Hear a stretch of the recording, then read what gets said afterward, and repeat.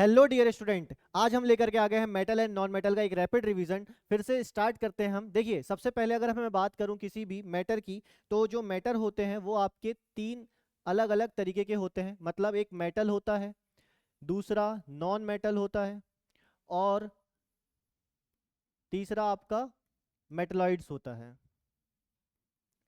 तो मैंने क्या बोला, आपके मैटर एक मेटल है, एक नॉन मेटल है, एक मेटलॉइड्स है। तो आपको इस चैप्टर में मेटल और नॉन मेटल की बात करना है, मेटलॉइड्स की बात हम नहीं करते हैं। और इसी के साथ में मैं स्टार्ट करता हूं क्या, मेटल की फिजिकल प्रॉपर्टीज।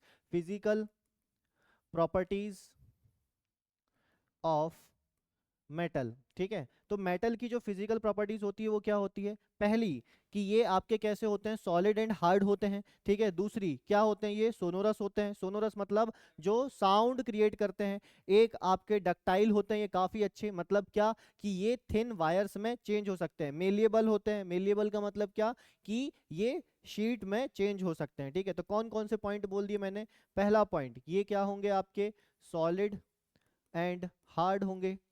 दूसरा क्या, कि ये आपके सोनोरस होते हैं। तीसरा क्या, कि ये आपके डक्टाइल होंगे। चौथा क्या, कि ये आपके मेलिएबल होंगे। और पांचवा क्या, पांचवा बताना चाहोगे, ये good conductor of heat and electricity होंगे। Good conductor of heat and electricity. तो ये सारे के सारे क्या थे, ये सारे के सारे फिजिकल प्रॉपर्टीज थी मेटल की। ठीक है, अगर हम बात करें physical properties of non metal की, तो नॉन मेटल की फिजिकल प्रॉपर्टीज जस्ट मेटल के क्या हो जाती है, अपोजिट हो जाती है। देखो, अभी हमने क्या पढ़ा, अभी हमने पढ़ा फिजिकल प्रॉपर्टीज ऑफ मेटल। अब हम क्या पढ़ेंगे, physical properties of non metal. तो नॉन मेटल की फिजिकल प्रॉपर्टीज क्या होती है, कि ये आपके कैसे होते हैं, कुछ कुछ सॉलिड और गैसियस स्टेट में रहते हैं, कुछ कुछ सॉलिड और गैसियस स्टेट में रहते हैं, सिवाय ब्रोमीन के। ब्रोमीन आपका कैसा होता है, आप एनसीईआरटी में देखेंगे लिखा हुआ रहता है कि ब्रोमीन आपका लिक्विड स्टेट में रहता है। ब्रोमीन आपका किस स्टेट में रहता है, लिक्विड स्टेट में पाया जाने वाला एक नॉन मेटल होता है। यहाँ से क्वेश्चन आता ही आता है, ये चीज आप ध्यान रखिएगा, यहाँ पर कंफ्यूज मत होना। ठीक है, बाकी अगर हम बात करते हैं नेक्स्ट एक और चीज, क्या कि आपका जो नॉन मेटल है, नॉन मेटल कैसे होते हैं, सॉफ्ट होते हैं, ब्रिटल होते हैं। ठीक है, सिवाय डायमंड के, क्योंकि डायमंड आपका एक ऐसा नॉन मेटल है जो कि कैसा होता है, हार्ड होता है। ठीक है ना, और ये आपको पता ही है किससे बनता है, कार्बन से बनता है। नॉन सोनोरस होते हैं, मतलब साउंड प्रोड्यूस नहीं करते, वाइब्रेटिंग साउंड जो रहती है वो प्रोड्यूस नहीं करते हैं। बाकी अगर हम बात करें, low melting and boiling point होता है, काफ़ी जल्दी मेल्ट हो जाते हैं। ठीक है, काफ़ी जल्दी बॉयल हो जाते हैं। नॉन मेलिएबल होते हैं, नॉन डक्टाइल होते हैं। ठीक है ना, डल होंगे, दैट मीन शाइनी नहीं होंगे। इसका मतलब मेटल क्या होता है, शाइनी। यहाँ पर आप एक और प्रॉपर्टी ऐड ऑन कर सकते हैं कि मेटल कैसे होते हैं, शाइनी होते हैं। ठीक है ना तो exception iodine and graphite. Graphite and iodine क्या रहते हैं आपके, ये तो पता होगा कि आयोडीन एंड ग्रेफाइट कैसे होते हैं, शाइनी होते हैं नॉन मेटल है, लेकिन कैसे होते हैं, हल्के से शाइनी। आपके पेंसिल की जो लीड रहती है, ठीक है ना, उसको भी आप देखोगे तो हल्की सी वो शाइनी रहती है। ठीक है ना, तो ग्रेफाइट कैसा होता है, शाइनी होता है। ये एक एक्सेप्शनल केस है, और हमेशा याद रखना, जहां एक्सेप्शन बोला जाता है वहीं से ज्यादा क्वेश्चन पूछा जाता है। ठीक है, तो यहाँ से क्वेश्चन आने के बहुत ज्यादा चांसेस रहते हैं। बाकी अगर हम बात करें तो poor conductor of heat and electricity रहते हैं। एक और एक्सेप्शन बोल दिया यहाँ पर, क्या एक और एक्सेप्शन बोला है, ग्रेफाइट। ग्रेफाइट आपका अच्छा खासा कंडक्टर होता है। ठीक है, अगर आप किसी बच्चे की पेंसिल लो, बच्चे की पेंसिल मतलब कि ऐसी पेंसिल जिसमें एक तरफ से क्या करा, उसने शार्प करा, दूसरी तरफ से शार्प करके रखा है। ठीक है ना, और अगर आपने क्या कर दिया, उसको प्लग में लगा दिया और बटन चालू करके टच करे, तो आपको एकदम परमात्मा के दर्शन हो जाएंगे। ठीक है, तो यहाँ पे आप याद रखिए कि ग्रेफाइट क्या होता है, एक गुड कंडक्टर होता है। ठीक है, फिर इसके बाद chemical properties of metal. Metal की केमिकल प्रॉपर्टीज पे आ जाते हैं हम। ठीक है, अब यहाँ पर देखो, एक पहले तो हम बारी बारी से समझेंगे कि मेटल किस तरीके से कैसा रिएक्ट करेगा तो क्या होगा, और फिर एक ही पेज में मैं सारी प्रॉपर आपको केमिकल रिएक्शंस बता दूंगा शानदार ट्रिक के साथ में। देखो, क्या आपको फिजिकल प्रॉपर्टीज क्लियर हो गई मेटल एंड नॉन मेटल की, बहुत एकदम इजी पीजी था। ठीक है ना, बस ये याद रखना क्वेश्चन कहाँ से आएगा, एक्सेप्शन से आएगा, इसको आप लिख के रख लो। तो यहाँ पर मैं अगर हम बात करें, मेटल जब भी ऑक्सीजन के साथ रिएक्ट करेगा, आपको पता है कि यहाँ पर हमारे जो एटमॉस्फेयर है उसमें 21% ऑक्सीजन है, और वो ऑक्सीजन आपके सराउंडिंग में जितने मेटल मेटल है सबके साथ रिएक्ट करके क्या बना लेगा, मेटलिक ऑक्साइड बना लेगा। क्या बना लेगा, मेटलिक ऑक्साइड, ठीक है ना। तो मेटल ऑक्सीजन के साथ रिएक्ट करके क्या बना लेता है, मेटलिक ऑक्साइड बना लेता है। और ये यहाँ पर मैं आपको रिएक्शन के फॉर्म में एग्जाम्पल दिया हुआ है। और हमेशा याद रखेंगे जब भी हम किसी जैसे 3 मार्क्स या 4 मार्क्स में क्वेश्चन आ जाता है तो आप एग्जाम्पल जरूर डालेंगे, ठीक है। तो यहाँ पर मैं सोडियम ऑक्सीजन के साथ रिएक्ट करके क्या बना लेता है, सोडियम ऑक्साइड बना लेता है, ठीक है। वहीं पे एक और आपकी प्रॉपर्टी होती है मेटल की कि वो एम्फोटेरिक होते हैं, ठीक है ना। एम्फोटेरिक मतलब कि एम्फोटेरिक ऑक्साइड्स ऐसे ऑक्साइड्स होते हैं जो कि एसिड और बेस दोनों के साथ रिएक्ट करते हैं, ठीक है ना। एसिड और बेस दोनों के साथ रिएक्ट करते हैं। एसिड में देखो ये क्या है, मतलब देखो पहली बात तो ये कि हमने क्या देखा, मेटल ऑक्साइड बना, क्या बना, मेटल ऑक्साइड। अब यही मेटल ऑक्साइड आपका क्या कर रहा है, ये आपका एसिड के साथ रिएक्ट कर रहा है, ठीक है ना। मेटल ऑक्साइड कहाँ है सर, मेटल ऑक्साइड की अगर हम बात करते हैं तो देखो ये जो मेटल ऑक्साइड बना ना, मेटल और ऑक्सीजन रिएक्ट करे तो क्या बना, मेटल ऑक्साइड बना। अब ये मेटल ऑक्साइड जो है वो ये है आपके सामने दिख रहा है, aluminium oxide is metallic oxide. And when metallic oxide react with acid it gives to salt and water, ठीक है ना, it gives to salt and water, ठीक है। क्या ये बात समझ में आई।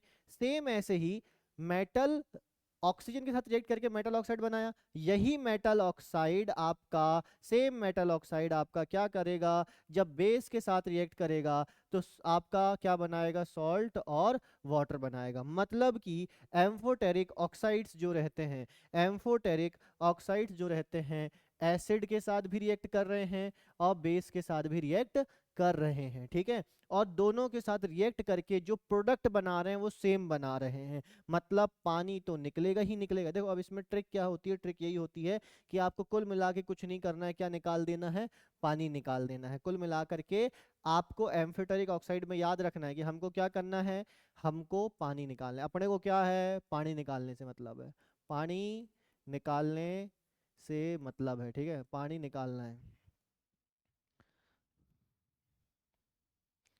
पानी निकालना है। ओके, याद रखना कि हमको क्या निकालना है, पानी, है ना। और जो बन रहा है देखो भाई, अब तुमको अगर मान लो मैं इस चीज को हाइड कर लूं, किस चीज को हाइड कर लूं, मैं ये वाली चीज को हाइड कर लूं और मैं बोलूं कि इन दोनों के रिएक्शन से क्या बनेगा, तो तुम्हारे दिमाग में सबसे पहले आना चाहिए कि इधर से H2O निकाल देंगे और जो भी बन रहा है वो बना देंगे, ठीक है ना। इधर से भी H2O निकाल देंगे और जो बन रहा है वो बना देंगे। समझ रहे हो बात को, तो इस तरीके से हमको याद रखना है। दूसरी चीज, मेटल ऑक्साइड अगर पानी से ही रिएक्ट कर जाए, अभी तक के तो हम एसिड या बेस के साथ या ऑक्सीजन के साथ रिएक्ट करवा रहे थे, है ना।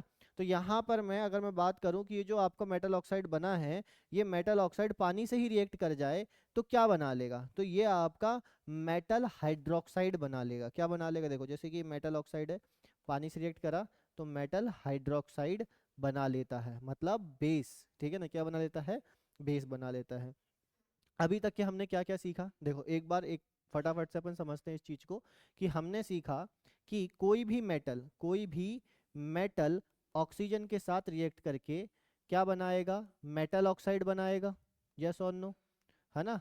ये मेटल, ये ऑक्सीजन, मेटल ऑक्सीजन के साथ रिएक्ट करके क्या बनाएगा, मेटल ऑक्साइड। अब ये जो मेटल ऑक्साइड है, अब ये जो मेटल ऑक्साइड है, ये आपका चाहे एसिड से रिएक्ट करे, चाहे ये आपका बेस से रिएक्ट करे, ये दो चीज बनाएगा। कौन सी दो चीज बनाएगा, ये सॉल्ट बनाएगा प्लस वाटर बनाएगा, ठीक है। और ये भी जो है सॉल्ट बनाएगा और वाटर बनाएगा, ठीक है। और वहीं पे अगर ये मेटल ऑक्साइड वाटर से ही रिएक्ट कर जाए, ये आपका मेटल ऑक्साइड वाटर से ही रिएक्ट कर जाए तो आपका क्या बनाएगा, सॉल्ट बनाएगा। मेटल ऑक्साइड अगर किससे रिएक्ट कर जाता है, वाटर से, तो क्या बनाएगा, सॉल्ट। क्या हमने इतनी सारी रिएक्शन को एक इसमें लेके आ गए, अभी और पीछे की भी सारी रिएक्शन यहीं आ जाएगी, ठीक है। देखो क्या बोल रहा है अब, कि ये जो मेटल है ये वाटर के साथ रिएक्ट करा तो मेटल ऑक्साइड और हाइड्रोजन गैस निकल रही है, ठीक है। यहाँ पर मेटल ऑक्साइड था और यहाँ पर मेटल है, दोनों में बहुत अंतर है बेटा। देखो क्या बोल रहा है, यहाँ मेटल ऑक्साइड था, अगर मेटल ऑक्साइड आपका पानी के साथ रिएक्ट करा तो सॉल्ट बनेगा, यस और नो। सॉरी सॉल्ट नहीं है बेटा, ये बेस है ना, माय मिस्टेक। यहाँ पर मैं, ये आपका सॉल्ट नहीं है, ये आपका बेस है। यहाँ पर मैं आपका क्या बन गया, NaOH क्या रहता है, बेस। ठीक है, तो मतलब कि मेटल ऑक्साइड जब आपका पानी के साथ रिएक्ट करेगा तो क्या बनाएगा, बेस बनाएगा। Okay, got it. सेम यहाँ पर मैं मेटल ऑक्साइड नहीं है, क्या लिया, सिर्फ मेटल लिया, मेटल को पानी के साथ रिएक्ट करवाएंगे तो बेस प्लस हाइड्रोजन गैस निकलेगी। तो यहाँ पर देखो क्या बोला कि अभी हम क्या नहीं ले रहे, अब हम मेटल ऑक्साइड नहीं ले रहे हैं, अब हम सिर्फ और सिर्फ मेटल ले रहे हैं। अगर मेटल को तुम पानी से रिएक्ट करवाओगे तो क्या बनेगा, तो तुम्हारा बेस बनेगा, बेस के साथ तुम्हारी हाइड्रोजन गैस भी निकलेगी, बेस के साथ तुम्हारी हाइड्रोजन गैस भी निकलेगी। क्या बात समझ रहे हो, है ना। यहाँ पर देखो ये आपका बेस पोटेशियम हाइड्रोक्साइड, और अगर हम बात करें तो ये आपकी हाइड्रोजन गैस किसके साथ रिएक्ट करेगी, जब मेटल के साथ पानी रिएक्ट कर जाए तो, जब मेटल के साथ पानी रिएक्ट कर जाए तो आपका ये बन गया बेस, मेटेलिक ऑक्साइड। ठीक है, और ये आपकी हाइड्रोजन गैस। अगर मेटल स्टीम के साथ रिएक्ट करता है तो भी आपका सेम प्रोडक्ट बनेगा, मेटल अगर आपका स्टीम के साथ रिएक्ट करता है तो। अच्छा, अंतर क्या होगा भाई स्टीम में और आपका वाटर में, जो स्टीम होगी वो किस स्टेट में होगी, आपकी गैसियस स्टेट में होगी, किस स्टेट में होगी, गैसियस स्टेट में होगी। यहाँ पर मैं बस ये याद रखना, मेटल के साथ आपका पानी हो सकता है लिक्विड स्टेट में हो या फिर स्टीम में हो। अगर स्टीम में रहेगा, स्टीम मतलब गैसियस, तो भी प्रोडक्ट आपके क्या बनेंगे, सेम ही बनने वाले हैं, यही प्रोडक्ट बनेंगे। ठीक है, अब इसके बाद में क्या बोल रहा है, एक और चीज, मेटल अगर एसिड के साथ रिएक्ट करे तो सॉल्ट और हाइड्रोजन गैस बनाएगा। ठीक है, और मेटल अगर डायरेक्ट हाइड्रोजन के साथ रिएक्ट कर ले तो मेटल हाइड्राइड बना लेगा। दोनों चीज को सामने लेके आते हैं यहाँ पर मैं, क्या कि अगर मेटल आपका किसके साथ रिएक्ट कर जाए, बोलो, मेटल आपका किसके साथ रिएक्ट कर जाए, मेटल अगर आपका एसिड के साथ रिएक्ट कर जाएगा तो कौन सी गैस निकलेगी, मेटल अगर, बोलो भाई, मेटल अगर अगर आपका एसिड के साथ रिएक्ट कर जाएगा तो आपकी सॉल्ट प्लस हाइड्रोजन गैस निकलेगी। ठीक है ना, मेटल अगर एसिड के साथ, देखो पहले तो क्या कर रहे थे, मेटल ऑक्साइड को एसिड बेस, ठीक है ना, और पानी के साथ रिएक्ट करवाया। अब मेटल ऑक्साइड को नहीं करवाया, अब सिर्फ मेटल की बारी चल रही, सिर्फ और सिर्फ मेटल। अगर मेटल को पानी के साथ रिएक्ट करवाएंगे तो बेस प्लस हाइड्रोजन गैस बनेगा, मेटल को स्टीम के साथ रिएक्ट करवाएंगे तो भी बेस प्लस हाइड्रोजन गैस बनेगा, और इस मेटल को अगर एसिड के साथ रिएक्ट करवा देंगे तो सॉल्ट प्लस हाइड्रोजन गैस निकलेगी। क्या बात समझ में आ गई, ठीक है।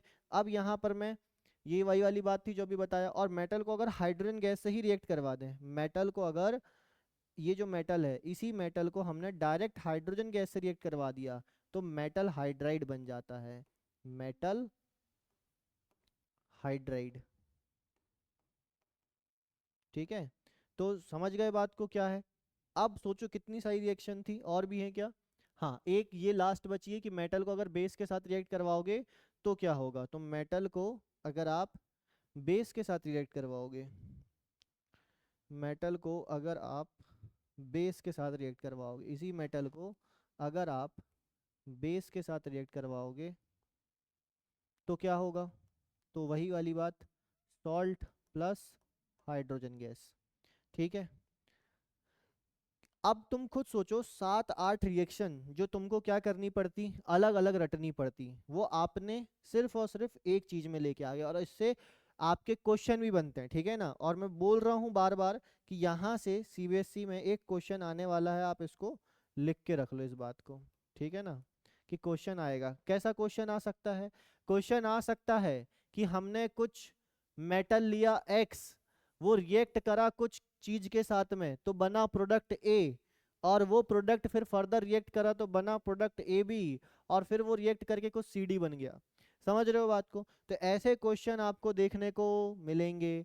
तो आप इसके लिए कब प्रिपेयर होंगे, जब आपने सारी रिएक्शंस कुछ इस वे में पड़ी है। ठीक है ना, तो आप इस बात को ध्यान रख लीजिए कि आपको इस तरीके से इसको करना है। क्या क्या बताया फटाफट से, मेटल ऑक्सीजन के साथ रिएक्ट करेगा तो क्या बनाएगा, मेटल ऑक्साइड। मेटल ऑक्साइड को हम एसिड के साथ रिएक्ट करवाएंगे तो क्या बनेगा, जब हम मेटल ऑक्साइड को एसिड के साथ, सॉल्ट प्लस वाटर, जब हम मेटल ऑक्साइड को बेस के साथ रिएक्ट करवाएंगे तो सॉल्ट प्लस वाटर, और जब हम मेटल ऑक्साइड को पानी के साथ रिएक्ट करवाएंगे तो बेस। क्या बात समझ में आ गई? वहीं पे अगर मैं बात कर दूं, ये मेटल है, इस मेटल को अगर मैंने क्या कर दिया, पानी के साथ रिएक्ट करवा दिया तो बेस प्लस हाइड्रोजन गैस। इसी मेटल को स्टीम के साथ रिएक्ट करवा दिया तो बेस प्लस हाइड्रोजन गैस। लेकिन इस मेटल को मैंने किसके साथ, एसिड के साथ रिएक्ट करवाया तो सॉल्ट प्लस हाइड्रोजन गैस। और इसी मेटल को मैंने बेस के साथ रिएक्ट करवाया तो सॉल्ट प्लस हाइड्रोजन गैस। ठीक है ना? और इस मेटल को हाइड्रोजन गैस के साथ ही रिएक्ट करवा दिया तो मेटल हाइड्राइड बन जाएगा। सोचो, सारी रिएक्शन हो गई, नहीं हो गई? सिर्फ 3 से 4 बार तुमको क्या करना है, पढ़ना है, और तुम्हारा ये समझो पूरे तरीके से केमिकल प्रॉपर्टीज ऑफ मेटल तैयार, और यहीं से क्वेश्चन आएगा, लिख के रख लो। ठीक है ना? चलो आगे बढ़ते हैं। अब इसके बाद में आ जाता है कोरोजन। सर कोरोजन क्या होता है? पता ही है आपको, रस्टिंग ऑफ आयरन होता है और टार्निशिंग ऑफ सिल्वर। ये दोनों ही एग्जाम्पल, अगर आपसे 2 एग्जाम्पल पूछते हैं, है ना, अगर आपसे एग्जाम्पल पूछे जाते हैं कि बताइए कोरोजन के, तो आपको सब बच्चे कोरोजन तो लिख ही देते हैं, लेकिन दूसरा होता है टार्निशिंग ऑफ सिल्वर, मतलब कि जो चांदी होती है ना, पहने पहने काली पड़ जाती है। क्यों पड़ जाती है उसका कारण बताऊंगा अभी। ठीक है? तो देखो पहली बात क्या, कि जो लोहा है, ठीक है, लोहा क्या होता है आपका, लोहा जो रहता है वो आपका पानी के कांटेक्ट में आने से, क्या किसके कांटेक्ट में आने से, पानी, या फिर आपको पता है कि एयर में ह्यूमिडिटी होती है, मॉइस्चर होता ही है, तो उस मॉइस्चर के कांटेक्ट में आने से और ऑक्सीजन के कांटेक्ट में आने से, इन दोनों चीज के कांटेक्ट में आने से जो लोहा होता है वो लोहा क्या हो जाता है आपका, उसके ऊपर रस्ट बनने लग जाता है। रस्ट कैसा होता है, ब्रिक रेड कलर का होता है। ठीक है ना? तो ये चीज रहती है। और टार्निशिंग ऑफ सिल्वर क्या होता है, जो आपका सिल्वर होगा या फिर कॉपर होगा, ठीक है ना, उस पे आपका वही मॉइस्चर और कार्बन डाइऑक्साइड और ऑक्सीजन, ठीक है, ये दोनों चीज, दोनों तीनों चीजें रिएक्ट करती है किसके साथ में, कॉपर या फिर सिल्वर, दोनों चीज हो सकती है। यहाँ पे आपका सिल्वर भी हो सकता है।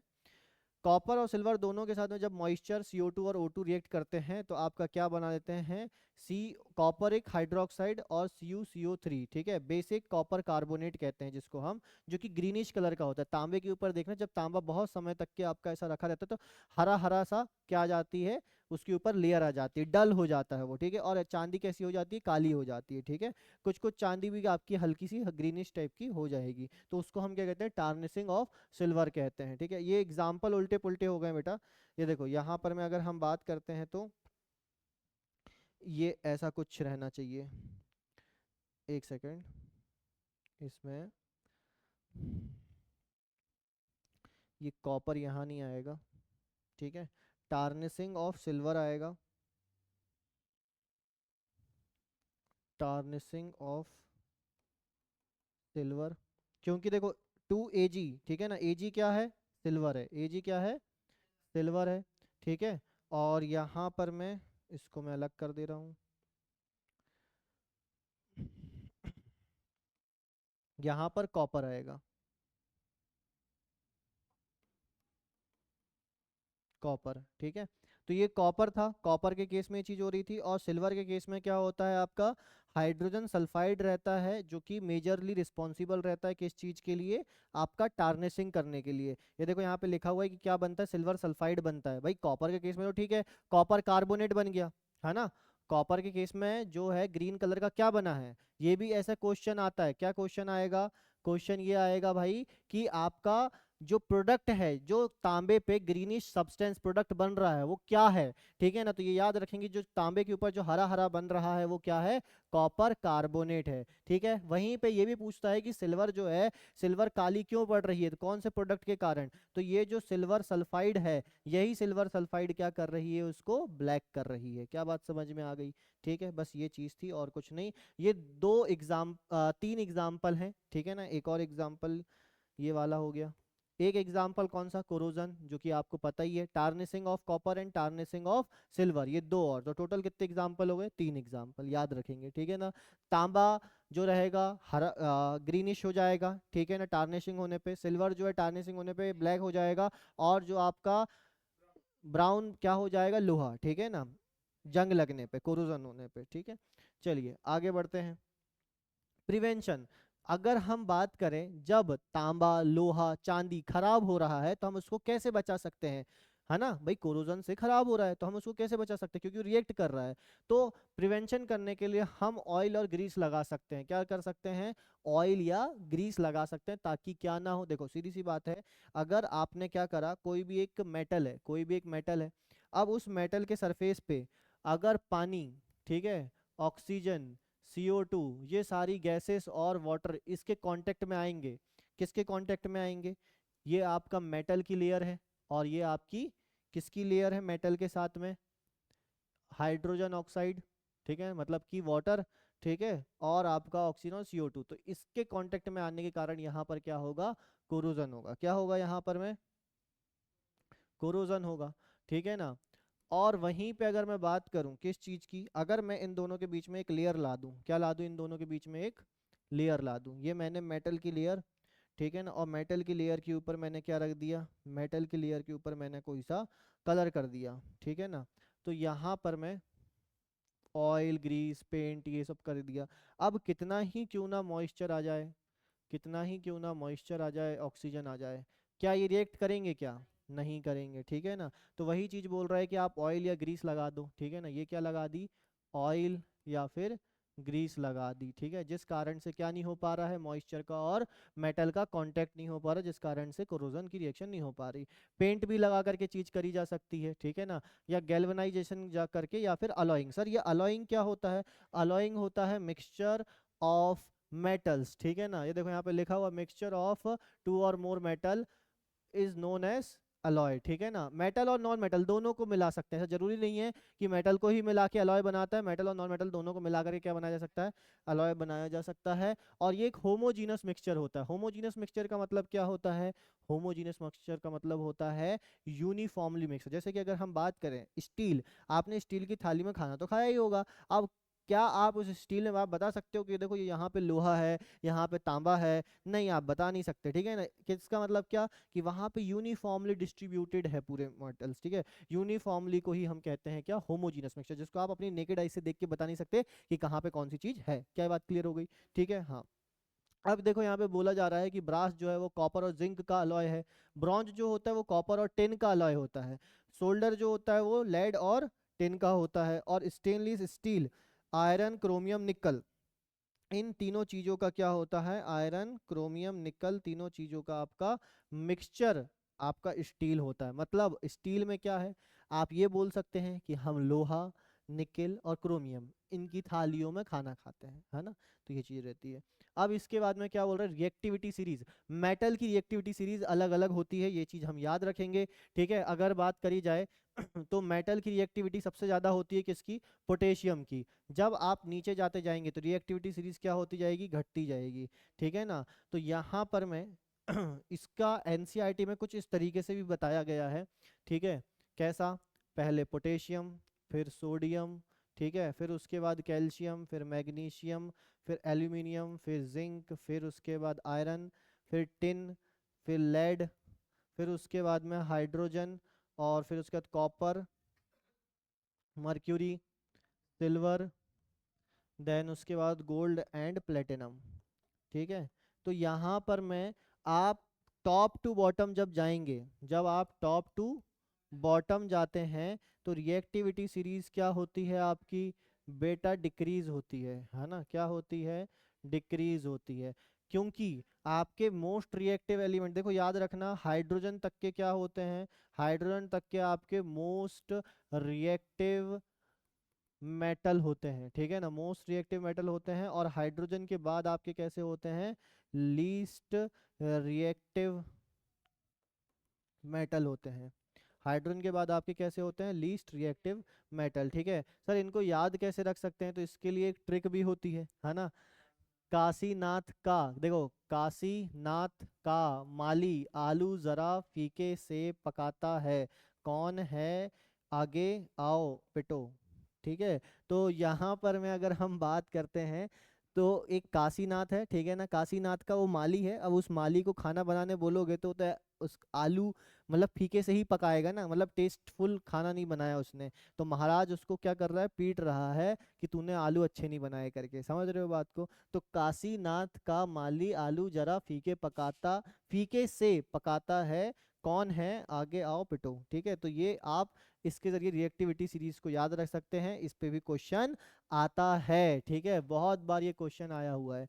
नेक्स्ट इसके बाद में अगर हम बात करें अलग अलग मेटल को एक्सट्रैक्ट कैसे करते हैं, देखिए मेटल को एक्सट्रैक्ट करना उसकी रिएक्टिविटी सीरीज पे ही डिपेंड होता है। अगर ज़्यादा रिएक्टिव होते हैं मेटल तो हम क्या करते हैं? हम इलेक्ट्रोलिसिस करते हैं। क्या करते हैं? हम इलेक्ट्रोलिसिस करते हैं। और अगर आपके मेटल्स क्या हैं, मीडियम रिएक्टिविटी वाले हैं, देखो हाई रिएक्टिविटी वाले जैसे सोडियम, पोटेशियम, एल्यूमिनियम, तो इनकी रिएक्टिविटी क्योंकि बहुत ज़्यादा थी, जिस कारण से हमने क्या करा, इलेक्ट्रोलिसिस करा। इलेक्ट्रोलिसिस का मतलब क्या होता है सर, इलेक्ट्रोलिसिस का मतलब हम इलेक्ट्रिसिटी के जरिए यहाँ पे मेटल्स को एक्सट्रैक्ट करते हैं, ठीक है। वहीं पे अगर मैं बात करूँ जिनकी रिएक्टिविटी कम होती, मिड ऑर्डर में आते हैं जो, देखो मिड ऑर्डर में कौन से आएंगे आपके, मिड ऑर्डर में ये आ जाएंगे जिंक, आयरन, ठीक है ना, लेड, ये सारे के सारे आपके क्या रहते हैं, ये आपके मीडियम रिएक्टिविटी वाले होते हैं। तो इनको हम कार्बोनेट और बना के, सल्फाइड और बना के, मतलब कैल्सिनेशन करना या रोस्टिंग करना, ये दो एक मेथड होती है, ये आप शॉर्ट में याद रखेंगे। रोस्टिंग एंड कैल्सिनेशन दो मेथड होती है, दोनों मेथड्स के जरिए हम मेटेलिक ऑक्साइड बनाते हैं और इस मेटेलिक ऑक्साइड को रिड्यूस करके और प्यूरिफाई करके मेटल को एक्सट्रैक्ट किया जाता है। जबकि लो रिएक्टिविटी में क्या होता है, लो रिएक्टिविटी में जो सल्फाइड और रहती है उसको रोस्ट करते हैं और फिर रिफाइन करके इलेक्ट्रोलिसिस यहाँ पर भी करते हैं। जो यहाँ पर पहले कर दिया जा रहा है वो यहाँ पे बाद में किया जाता है। तो ये आप टेबल है, इससे भी आप डायरेक्ट याद रख सकते हैं, ठीक है ना, कि किसका रिएक्शन किसको, मतलब कैसे आपको एक्सट्रैक्ट करना है। अब इसके बाद आ जाते हैं फिजिकल प्रॉपर्टीज ऑफ, सॉरी ये तो हो चुका है हम ना, physical properties of non metal में आपको पहले बता चुका था। तो अब chemical properties of non metal पे आ जाते हैं, और यहाँ पर मैं ये बहुत ही कम है क्योंकि इससे उतने ज़्यादा क्वेश्चन नहीं आते हैं, ठीक है। तो यहाँ पर मैं अगर हम बात करें नॉन मेटल एंड ऑक्सीजन जब रिएक्ट करता है तो नॉन मेटेलिक ऑक्साइड बनाता है। जैसे कि कार्बन अगर ऑक्सीजन के साथ रिएक्ट कराएगा तो कार्बन डाइऑक्साइड बनाएगा, और नॉन मेटल पानी के साथ रिएक्ट करके बेटा कोई रिएक्शन नहीं देता, और ना ही नॉन मेटल एसिड और बेस के साथ रिएक्ट करके कोई रिएक्शन करता है, जबकि वहां पर कर रहा था, है ना, यहाँ पर नहीं होता।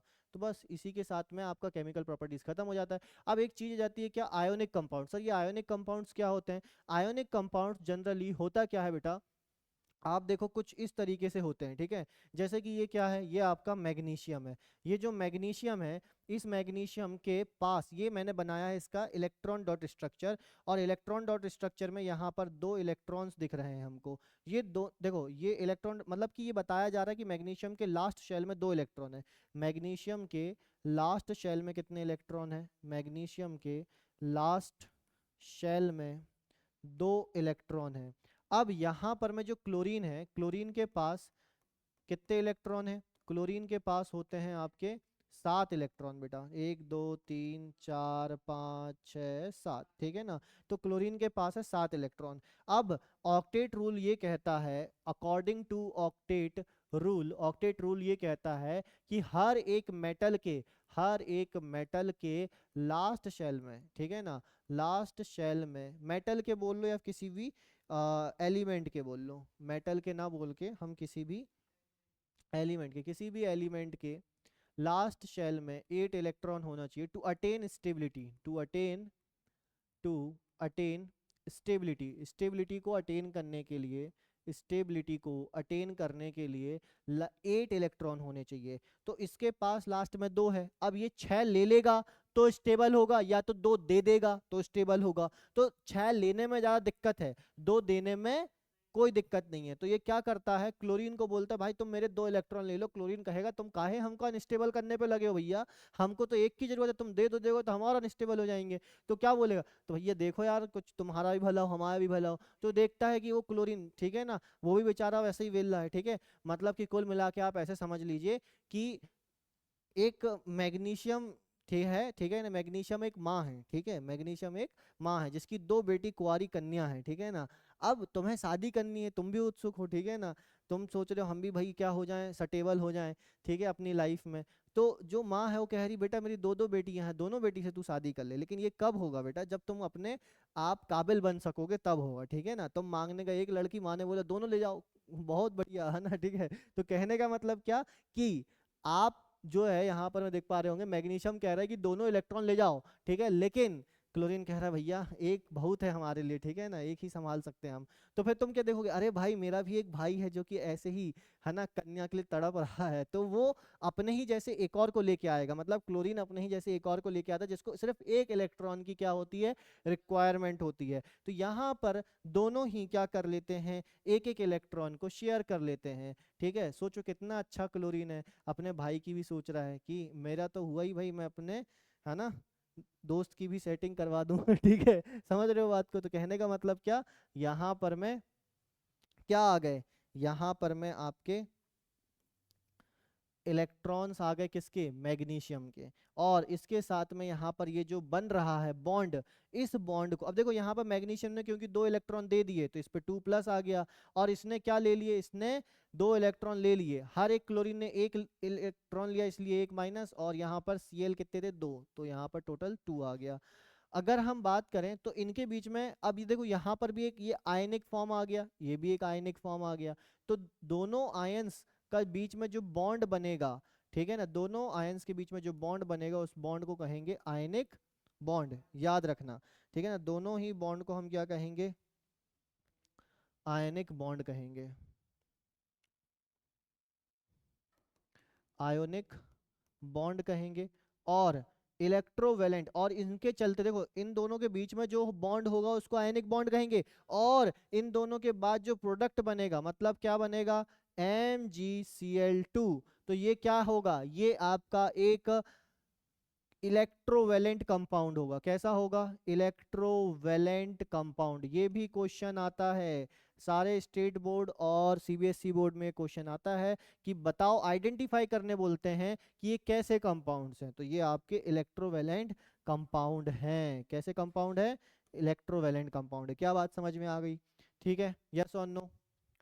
हाँ चलिए, अब यहाँ पर मैं देखो, यहाँ पर मैं क्या बताया गया है कि इन आयनिक कंपाउंड या फिर इलेक्ट्रोवेलेंट कंपाउंड, आयनिक कंपाउंड या फिर इलेक्ट्रोवेलेंट कंपाउंड, ठीक है, दोनों में इलेक्ट्रोवेलेंट कंपाउंड या फिर आयनिक कंपाउंड दोनों बात एक ही है। कैसे होते हैं, क्रिस्टलाइन सॉलिड होते हैं, इनका मेल्टिंग एंड, क्रिस्टलाइन सॉलिड का मतलब नमक खाया है ना भाई, कैसे होते हैं, क्रिस्टल्स के फॉर्म में होते हैं, सॉलिड होते हैं, ठीक है, तो वो क्रिस्टलाइन सॉलिड आपका क्या है, आयनिक कंपाउंड है। नमक की बात चल रही है, इनका मेल्टिंग एंड बॉइलिंग पॉइंट क्या होता है, हाई होता है, जल्दी मेल्ट या बॉयल नहीं होते। पानी में कैसे होते हैं, सॉल्यूबल की इनसॉल्यूबल, सॉल्यूबल होते हैं, ठीक है ना, and insoluble in solvent like kerosene, kerosene वगैरह में डिजोल्व करना नहीं डिजोल्व होगा, ठीक है। गुड कंडक्टर होते हैं ये इलेक्ट्रिसिटी के, जब नमक को पानी में डालोगे अच्छी खासी इलेक्ट्रिसिटी कंडक्ट करते हैं, मैंने प्रैक्टिकली बताया भी था, है ना।